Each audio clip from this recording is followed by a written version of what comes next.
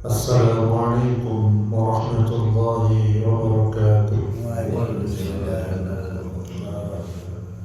Innal hamdalillah nahmaduhu wa nasta'inuhu wa nastaghfiruh wa na'udzu billahi min shururi anfusina wa min sayyiati a'malina.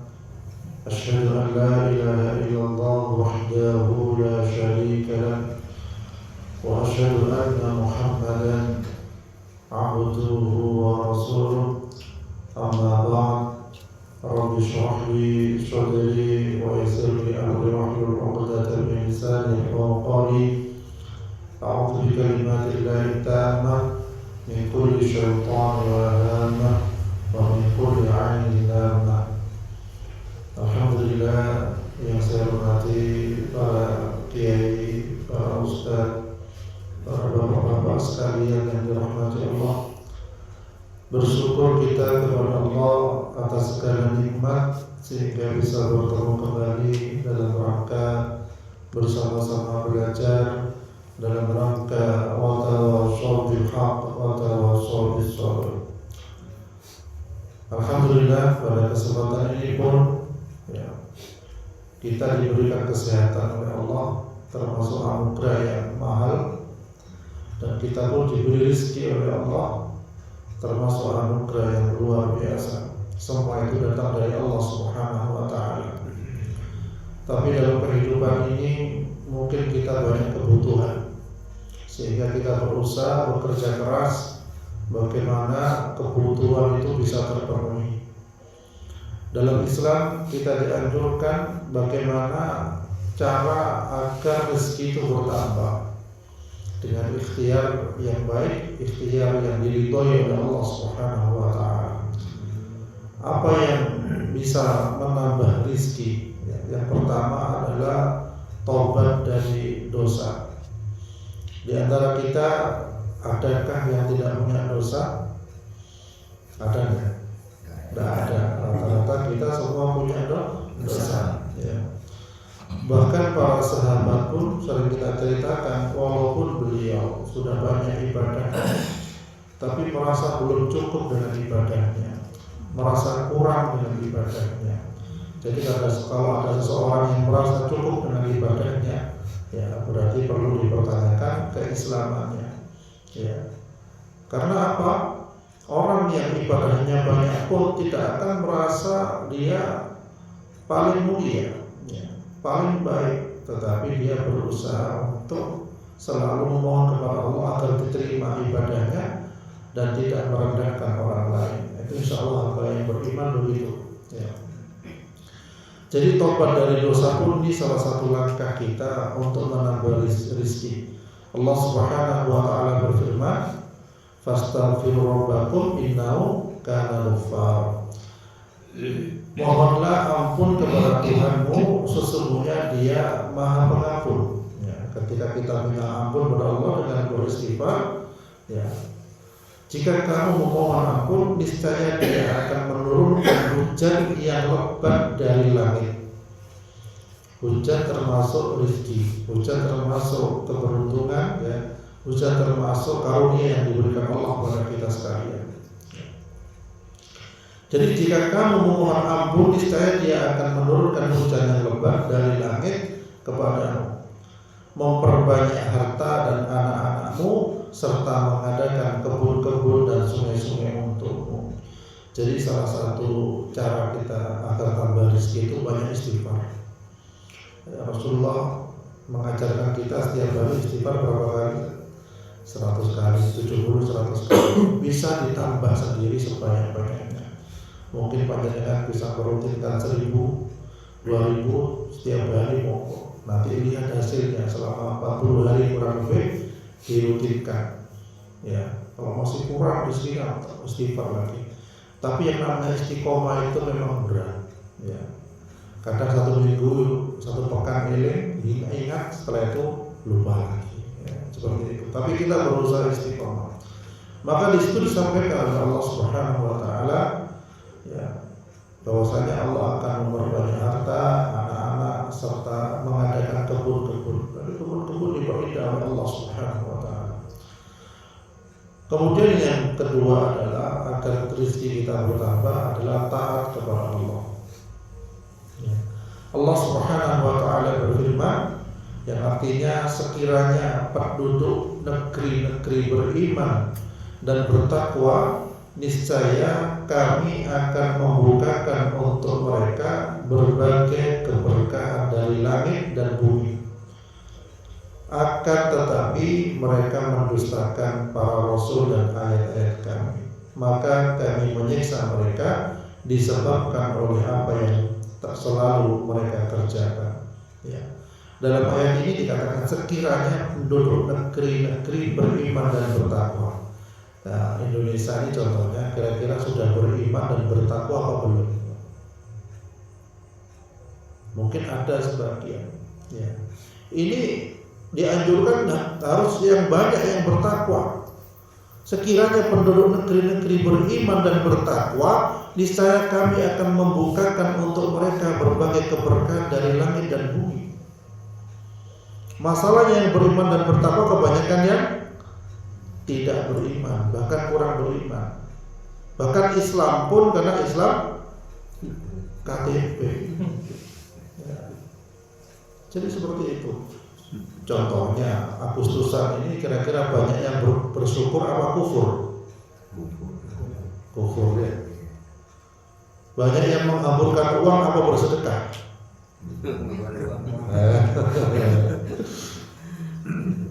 Banyak yang menghamburkan uang.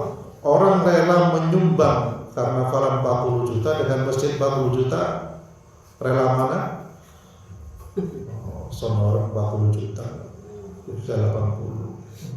Di Semboro ada yang urunan tiap kali 500. Nah, ada yang seperti itu. Nah, ada yang kalau makan kaya minta yang lebih 1 juta bisa lebih. Kalau masjid ada sumbangan masjid kira-kira yang masuk kotak amal berapa? Yang paling favorit 2.000. Madura 1.000 gitu. Ya. Itu adalah salah satu bukti bahwa perjuangan menegakkan Islam itu kadang bisa jadi lemah di situ. Orang lebih memilih dengan kemegahan dunia, padahal yang megah itu adalah surganya Allah Subhanahu wa taala. Ini bisa menyebabkan kemurkaan Allah. Tidak mungkin Allah menurunkan keberkahan dari langit dan bumi ketika naudzubillah manusia jauh dari Allah Subhanahu wa taala. Bahkan seorang laki-laki yang menyerupai perempuan itu dilaknat atau enggak? Dilaknat. Allah melaknat seorang laki-laki yang menyerupai perempuan yang menyerupai laki-laki. Pernah nonton ya sepak bola tapi pakai laki-laki sepak bola tapi pakai daster. Ya, pakai daster. Pakai kotak. Wow, ya Allah. Itu bukan lucu-lucuan. Dalam Islam enggak boleh seperti itu. Ya, bahkan naudzubillah min dzalik, ada yang mengaku Islam tapi dia menjadikan sesembahan agama lain itu menjadi tontonan. Apa itu namanya? Yang di bawah.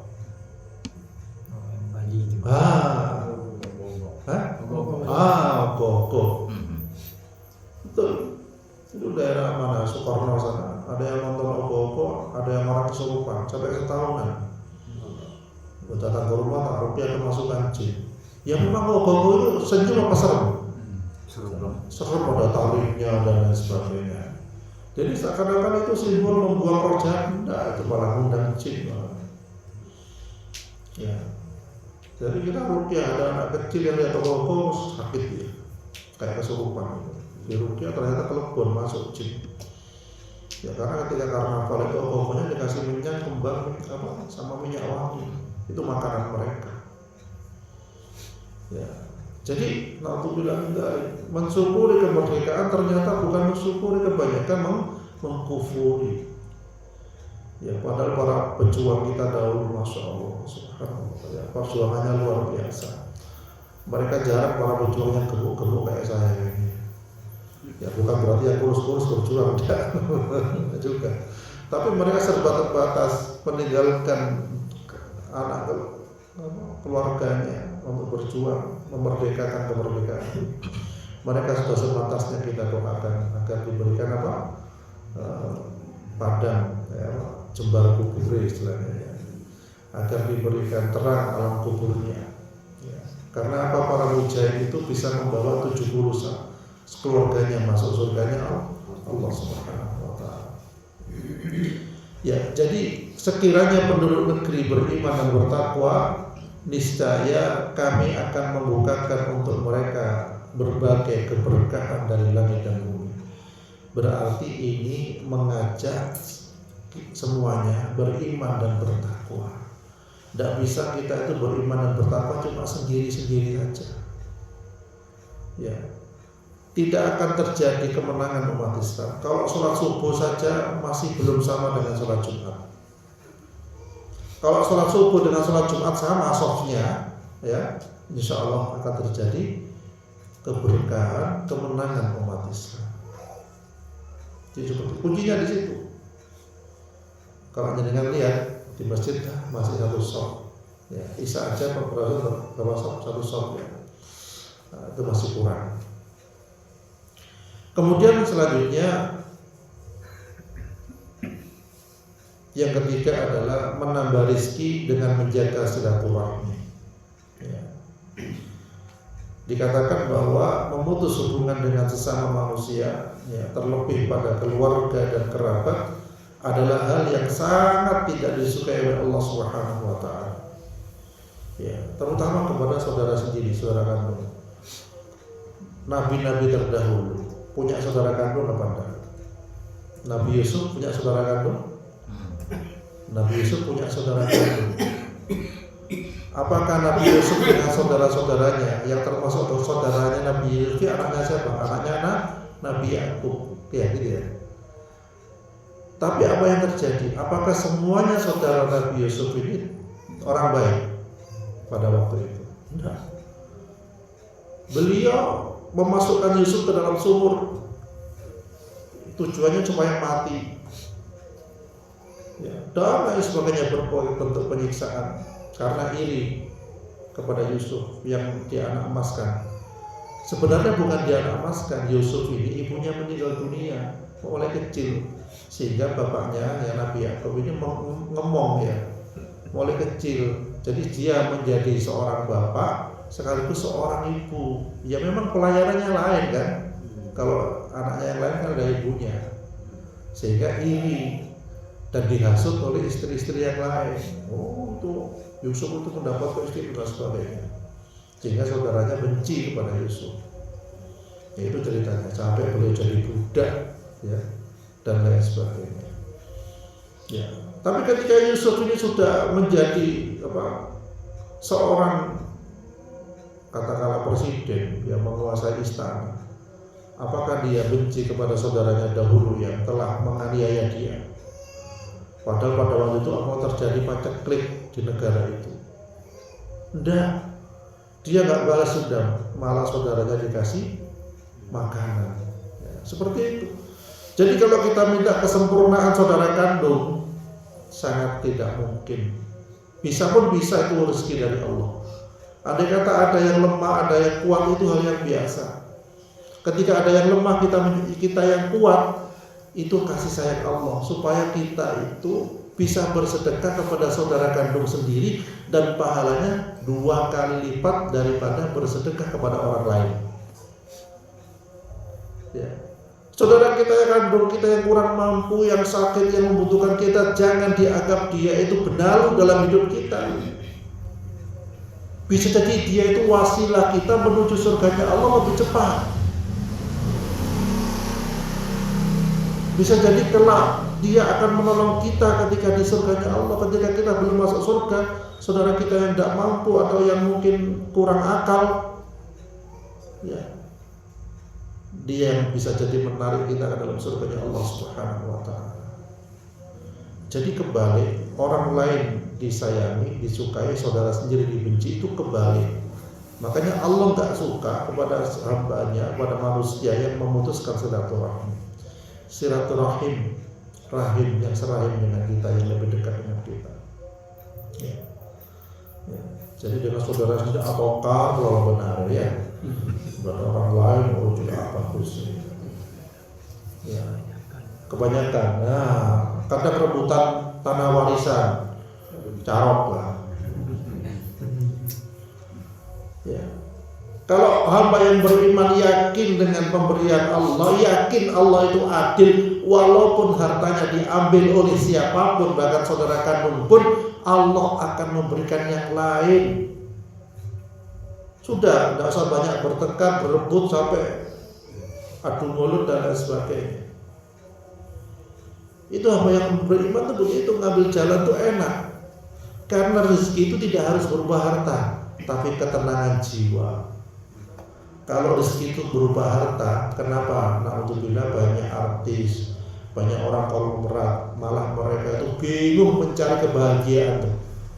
Kalau dengan ke sawah, ke musola cukup, dan mereka itu sampai ke Eropa, ke Amerika nyari kebahagiaan. Cik jauh gitu. Ya enggak? Pulang-pulang atau boleh? Iya pada.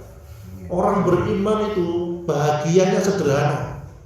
Dekat dengan masjid, ala bidzikrillah tatmainnul qulub, berzikir pada Allah menjadi tenang. Simpel cara bahagianya orang beriman itu, nggak ribet. Ada orang yang pengen bahagia kalau lihat air terjun bahagia, padahal di surga kalau airnya itu mengalir, sungai-sungainya bisa diminum, sungai susu, sungai madu, tak usah meleng. Ya. Oh, habis melihat air terjun bahagia, merasa bangga. Boleh, tapi itu ciptaan Allah, harusnya lebih menghormati yang menciptakan daripada yang diciptakan. Kalau Allah mengatakan bahwasanya majelis ilmu itu taman-taman surga, berarti itu yang mendekati ketenangan. Kalau kita dianjurkan untuk berbakti kepada pintu surga, orang tua dan juga seorang istri kepada suaminya, berarti itu puncak ketenangan. Kenapa kadang anak itu nggak bahagia? Karena dia tidak berbakti kepada pintu surganya maksimal. Kenapa seorang istri nggak bahagia? Karena dia belum berbakti kepada suaminya maksimal. Semuanya saling menangi dewi, menangnya sendiri. Oh, saya sudah baik, saya sudah baik. Kalau ada orang yang mengatakan saya sudah baik, berarti dia kurang baik. Orang yang baik tidak mengatakan dia sudah baik, enggak, tapi kurang dalam kebaikan. Karena kita dianjurkan untuk selalu sibuk dalam kebaikan. Ya, kuncinya cuma di situ. Ya, kalau pengen tenang, dekati pintu surga. Kalau pengen tenang, dekati masjid. Kalau pengen tenang, dekati majelis ilmu. Ya, itu simpel sebenarnya. Betapa banyak para ulama terdahulu disiksa, di penjara dan lain sebagainya. Para nabi pun juga ada yang di penjara, sakitnya luar biasa. Tapi hatinya tenang. Karena apa? Dekat dengan Allah Subhanahu wa Ta'ala. Jadi seperti itu. Ya.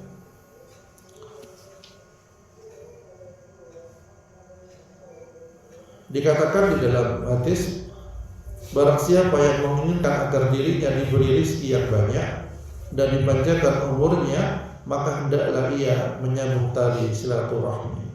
Ya. Jadi kalau ingin rezeki yang banyak, menyambung silaturahmi. Ya. Walaupun tidak banyak, tapi Allah berikan kecukupan. Panjenengan bertamu minimal dapat apa? Air. Syukur-syukur ada makanan ringan. Itu rezeki termasuk. Ya, kemudian keluh kesah apa mulai hilang, ada solusi dan solusi pekerjaan dan lain sebagainya. Kemudian yang selanjutnya adalah agar kita rezeki bertambah dengan berdoa. Mintalah kepada Allah segala sesuatu, bahkan tali sepatumu. Jika Allah tidak memberi, maka tidak akan pernah diberikan. Ini hadis riwayat Tirmidzi. Jadi Rasulullah mengatakan, mintalah kepada Allah segala sesuatu, walaupun cuma tali sendal saja, walaupun cuma garam. Tanya dengannya, butuh garam ya Allah, saya butuh garam. Ya Allah, saya butuh nasi. Ya Allah, saya butuh bensin. Nah ini kecil-kecil apapun yang kita minta kepada Allah, Allah senang. Tapi kalau sudah merasa, oh saya mampu beli bensin, tidak mungkin. Semua itu tidak ada izin dari Allah Subhanahu wa Ta'ala.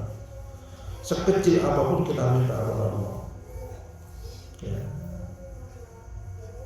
Para sahabat itu begitu, sandalnya putus, ya Allah saya minta sandal. Walaupun bisa beli, walaupun ada uang. Ya. Umar Raja ketika minta garam, ya Allah saya minta garam. Ya. Walaupun mungkin kalau sekarang apalagi toko dekat-dekat garam aja banyak. Buat mandi bisa. Kemudian selanjutnya agar tambah rezeki itulah bersyukur dan memuji Allah Subhanahu wa Ta'ala. Ya. La in syakartum la azidannakum wa la in kafartum inna 'adzabi lasyadid. Jika kamu bersyukur kepada Allah, niscaya Allah akan menambah nikmat kepada. Jika kamu kufur maka adabku sangat pedih kata Allah. Ternyata yang menjadikan nikmat itu adalah dengan bersyukur. Kita dikasih nasi sama tempe, ya, sama meronki, enak kalau disyukuri. Panjenengan lihat di restoran, diajak ke restoran atau kemana ketika mungkin jamaah haji dan lain sebagainya, ya, di situ ada daging, ada macam-macam makanan kebuli kadang-kadang. Tapi kalau nggak disyukuri, dia tidak akan menjadi nikmat, bahkan tidak akan habis. Ya, kita pun sering makan di nampan bareng-bareng, oh semangat kan? Semangat, padahal mungkin istrinya masaknya lebih enak dari itu, ya dah. Karena bersama-sama ada keberkahan, ada rasa syukur di situ. Ya, ada rasa syukur kepada Allah Subhanahu. Apapun yang disyukuri akan menjadi nikmat, dan yang dikufuri akan menjadi tidak enak. Ya. Alhamdulillah bisa naik sepeda motor ke sini, walaupun sepedanya tahunnya sudah tua, tapi disyukuri akan nikmat. Tapi kalau mengeluh, teman saya punya NMAX, PCX, ya aman, teman saya mahal gagah, ya punya saya ngelirik.